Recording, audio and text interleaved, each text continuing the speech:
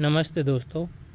आज हम NCERT की किताब में से कक्षा 8वीं पाठ संख्या 4 दीवानों की हस्ती कविता की पाठ का सार, प्रसंग सहित व्याख्या और शब्दार्थ करेंगे।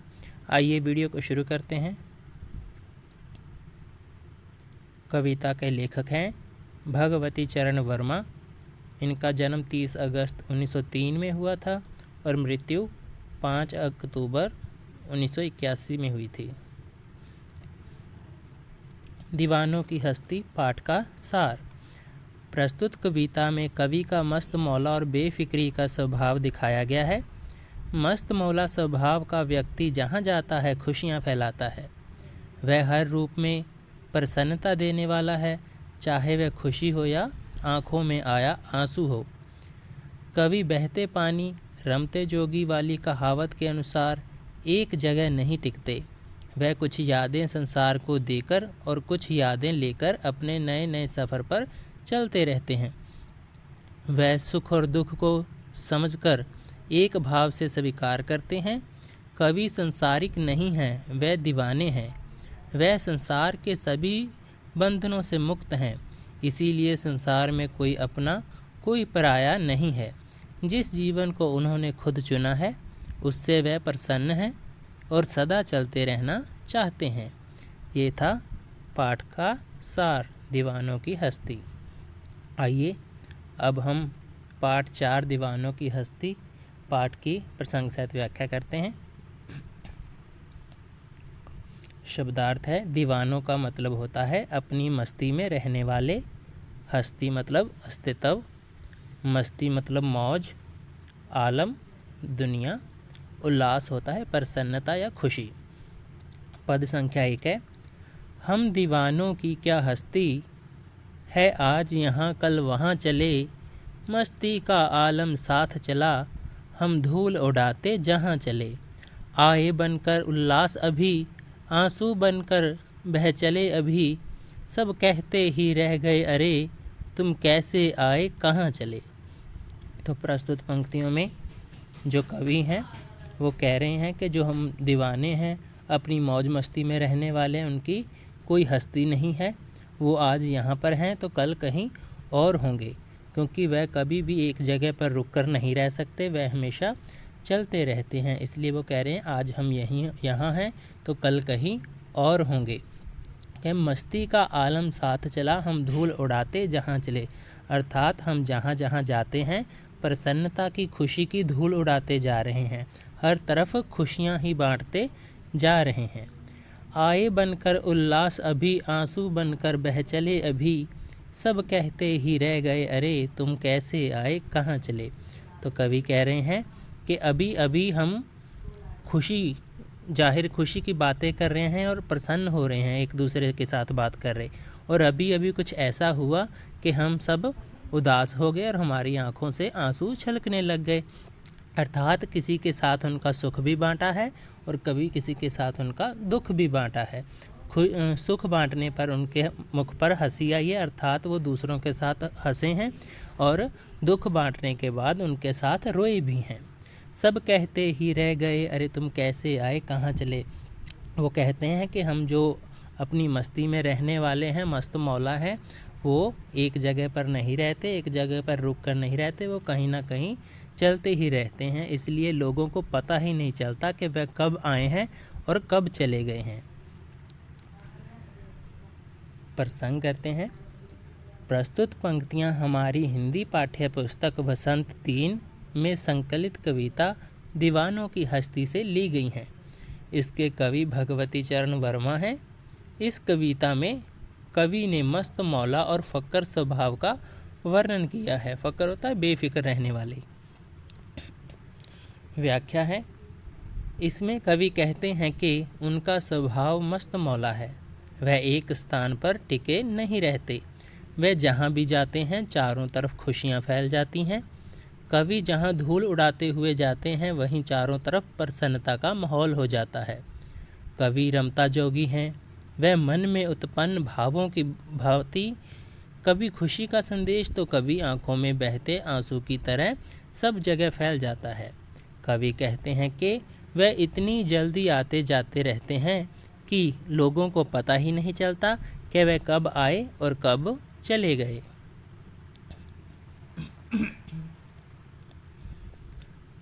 जग का शब्द का अर्थ होता है संसार।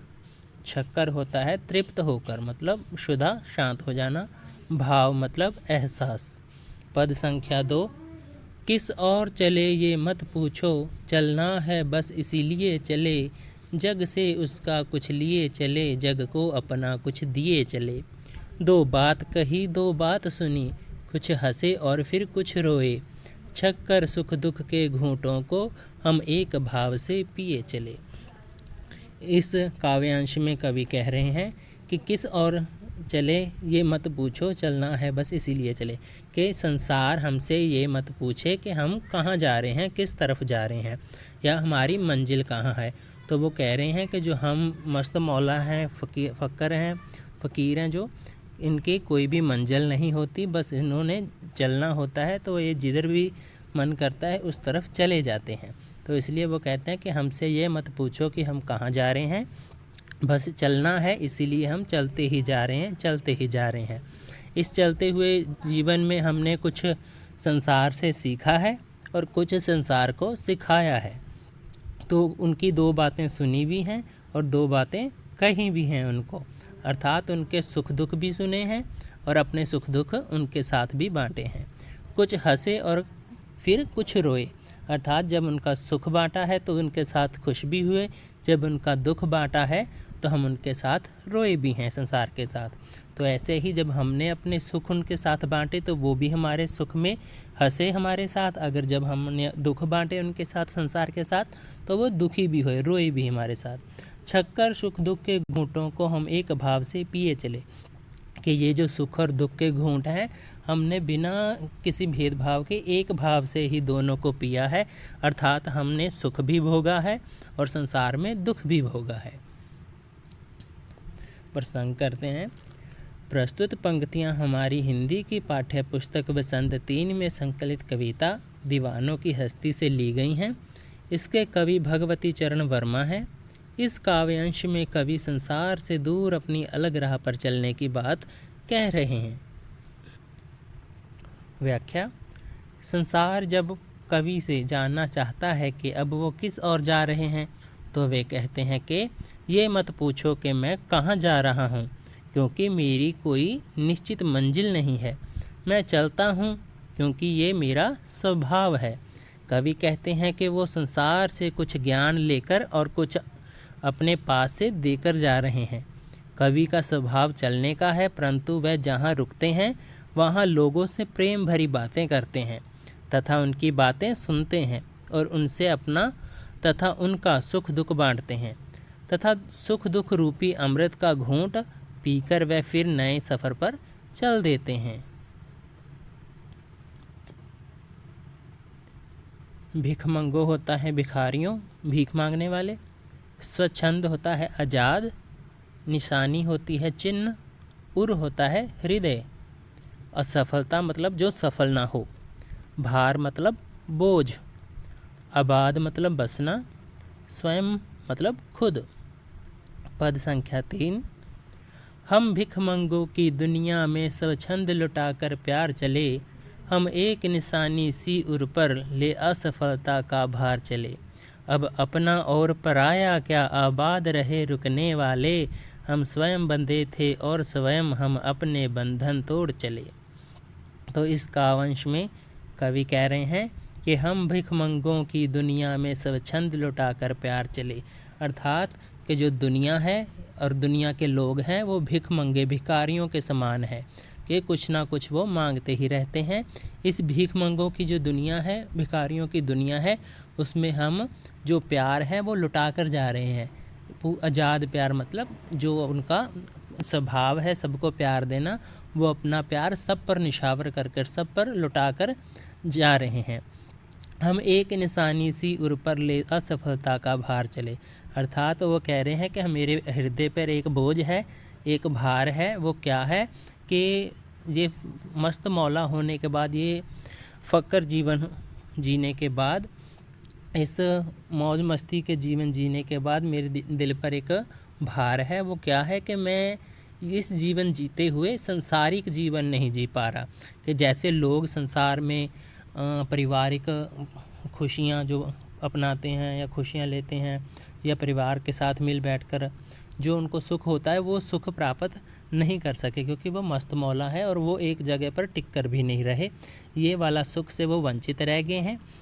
इसलिए वो कह रहे हैं कि सामाजिक या संसारिक ना हो पाना ये मेरा दिल पर एक भार है, मेरे मन पे एक भार के समान है।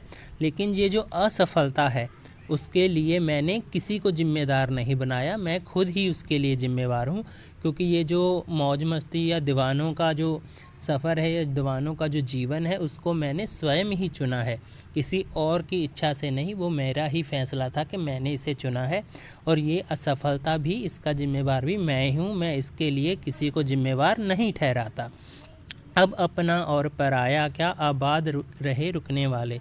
अर्थात अब जब ये जो दीवानों वाला जीवन है, मस्त मौलों वाला, तो इसमें कोई भी पराया नहीं है और कोई भी अपना नहीं है, सभी अपने ही हैं। ठीक है।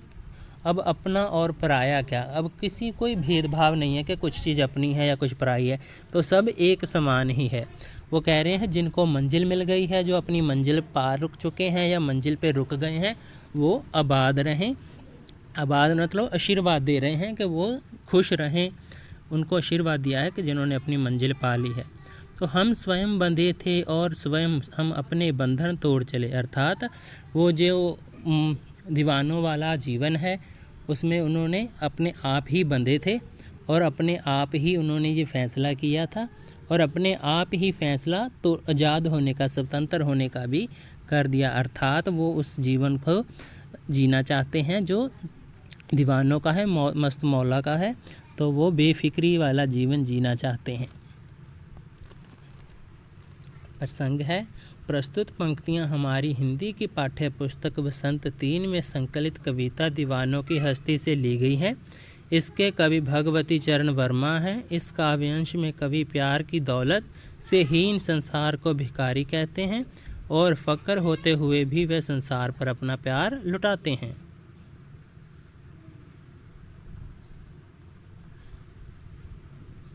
व्याख्या। कवि के अनुसार ये संसार भिखारी है, इसके पास प्रेम नामक धन नहीं है, किंतु कवि पूरी आज़ादी से सब जगह प्रेम लुटाने चलते हैं। क्योंकि कवि सारे संसार को अपना मानते हैं, इसलिए वे बंधन मुक्त हैं।